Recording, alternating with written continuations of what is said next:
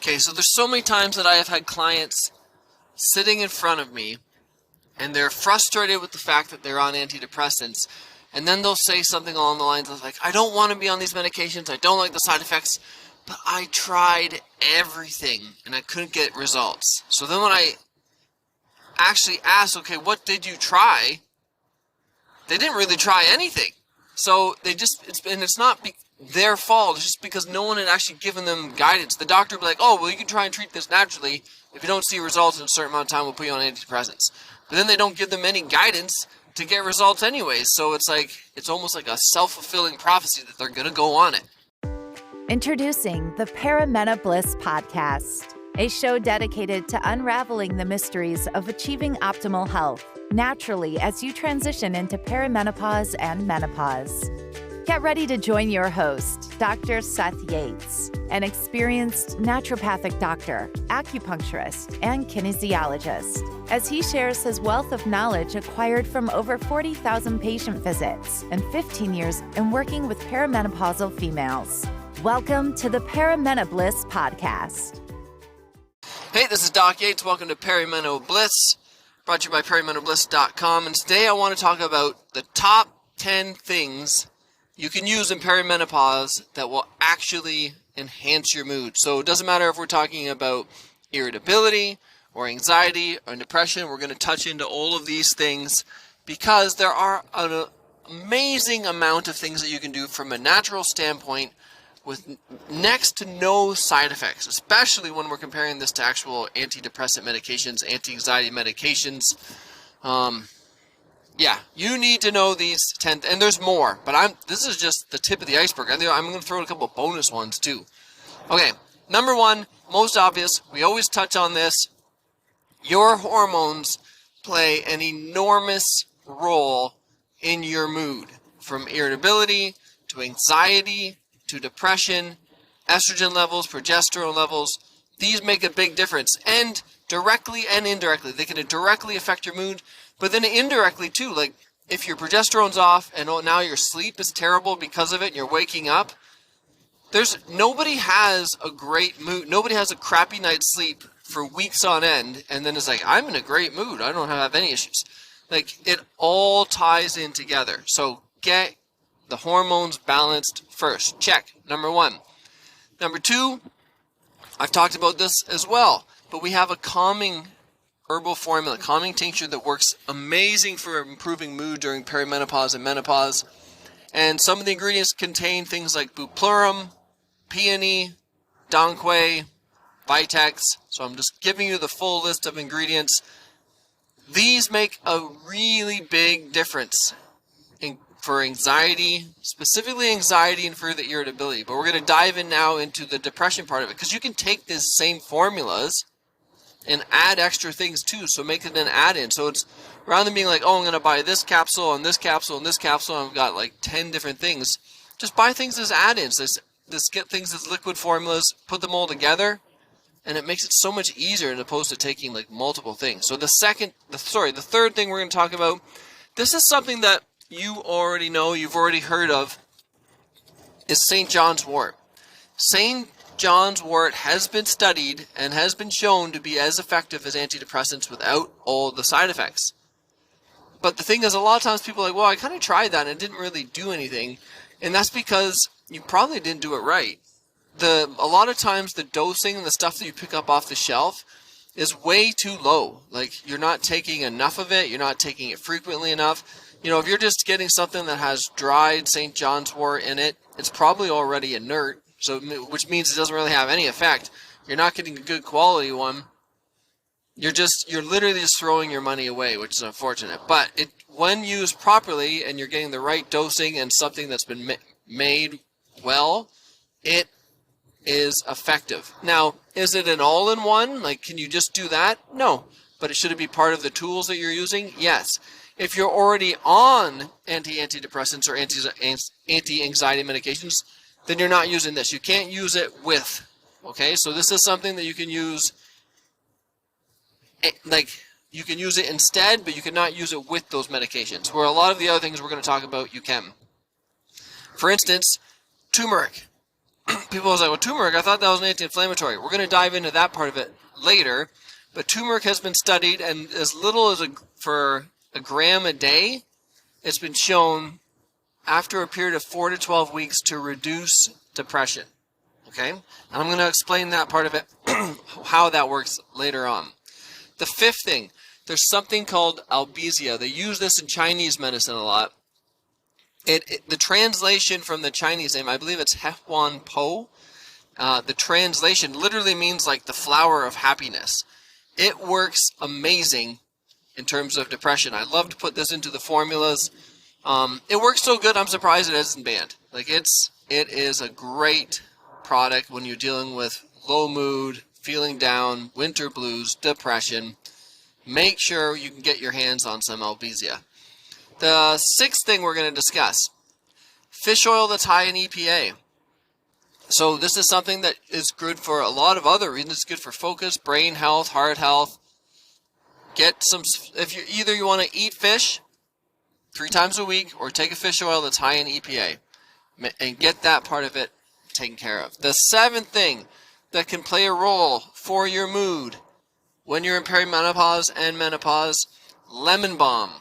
Lemon balm is something that does work very well just in terms of a tea form. It tastes good in terms of a tea form. Growing lemon balm, like keeping it in pots inside your house so that because it smells nice and the essential oils play a role. Get some lemon balm. It works good for anxiety and depression. And it smells good and tastes good. It's an all-around win. So get some lemon balm. Lemon balm. Where are we? Number 8. The 8th thing that you can do that plays a big role for your mood, 5-HTP. 5-HTP, think of it as like just think of it as tryptophan. It's a little bit of kind of more of think of it like a precursor, but more tryptophan, more these amino acids and 5-HTP. Makes a big difference and has been studied to improve your mood. So it's actually already been shown in studies to work. It's easy to use. I find other benefits for it too, like it improves sleep for people, it improves focus for people. And you can get it also as part of a formula that contains multiple things. So you don't have to buy all these things individually.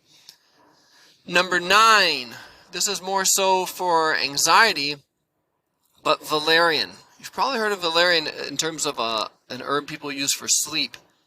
But it's been studied and it's been shown to be as effective for anxiety as benzodiazepines, which are very strong medications. The nice thing is valerian doesn't have any of the side effects. And if you take valerian before bed, you don't get that hungover feeling the next day. You don't feel like groggy and drowsy and drugged. Valerian. The only negative effect, well, there's 2 things to be concerned with for valerian, and I'll give those disclaimers right now. 1, it smells awful. Like, imagine like putting your head in like a hockey bag, maybe that someone threw up in. Doesn't have the greatest smell, so it's not something you're going to want to grow it inside and be like rubbing your face in it like you would lemon balm. The second thing is, there is a small percentage of people where valerian, instead of making them more relaxed, makes them more, it wakes them up. So if you're one of those people, like if you're going to try valerian, just buy a small thing first, try it out. If you notice that it's making you more awake at night after a few times of using it, take it out and switch to some of the other remedies that we're talking about. That's why we're going through a full list today of options that you can use. Okay, the next thing, this one's great because it works for anxiety and depression, but it's ashwagandha. So ashwagandha is an Ayurvedic herb. They use it also a lot for energy, stamina, immune function. It's a really good all-around herb. So ashwagandha could be built into your formula for almost for anything. It's one of those kind of like overall health tonics. So you want to get your hands on some of that for sure, because even if you don't have any issues with anxiety, depression, in terms of just overall health, energy, immune support, ashwagandha is helpful. So that's the top 10. Let's go to a bonus. This is something that people already know, but you still need to do it because it's more about doing it regularly. This is exercise.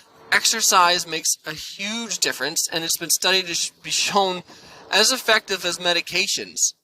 Okay, so as effective as medications without any of the side effects. And there's a bonus, if you do exercise and then a cold plunge after, the cold plunge works.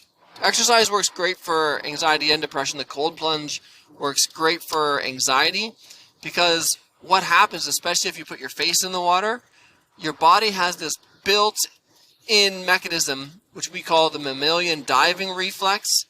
And what that means is that when your body is submersed into cold water, and it thinks, all of a sudden it has to like slow everything down. So it slows down your metabolic rate, it slows down your heart rate, it calms everything down. And it does this literally as an effort to preserve your body. So the cold plunge forces that to happen on its own. And it's a great way to recover from exercises. You do exercise, then you do a cold plunge after, your legs feel like you didn't even exercise. It's amazing. Now, we talked earlier about one more point that I wanted to touch base on when it comes, this is specifically, I'd say, for depression. Okay? When it comes to depression, there is a link between depression and inflammation. And it's not uncommon that you will see depression comes in waves. Like you'll see people with inflammatory reactions where it comes in waves. So people, like say with arthritis, could see like a flare-up all of a sudden for a few weeks of arthritis. And people with depression will sometimes see flare-ups like that as well. And often they will notice things that trigger it. It's like, oh yeah, I ate a bunch of like sugar, or oh yeah, I was drinking alcohol, or oh, I wasn't sleeping well or taking care of myself. And all of a sudden I get into this wave of depression. That wave of depression often coincides with a wave of inflammation. Inflammation can cause and trigger depression, just like it can trigger pain, joint stiffness. If it's affecting you from like a neurological aspect, instead of affecting your joints, it can lead to depression. So using things that are anti-inflammatories, any kind of anti-inflammatories, antioxidants, clean eating, healthy diets that you can incorporate on a regular basis will mean that these waves of depression will be much fewer and further between because you're not getting these waves of inflammation. Inflammation can affect any system in your body. Okay, so even your mental state. So all of this, I hope you can try some of these things out, improve your mood, start feeling better, improve your lifestyle. And the nice thing is that everything that we've mentioned today has other positive side effects in terms of your immune function, your body's ability to detox, your energy, your sleep. All of that stuff can improve without the side effects of medications. I hope this was helpful. This is Doc Yates, and I'm signing off. Thank you for tuning in to the Paramena Bliss podcast. Don't forget to hit the subscribe button and visit ParamenaBliss.com for more valuable information on how you can thrive during your transition through perimenopause. Join our community of like-minded women who are dedicated to achieving optimal health naturally, and stay up to date with the latest tips, tricks, and advice from Dr. Seth Yates. And we'll catch you on the next episode of the Paramena Bliss podcast.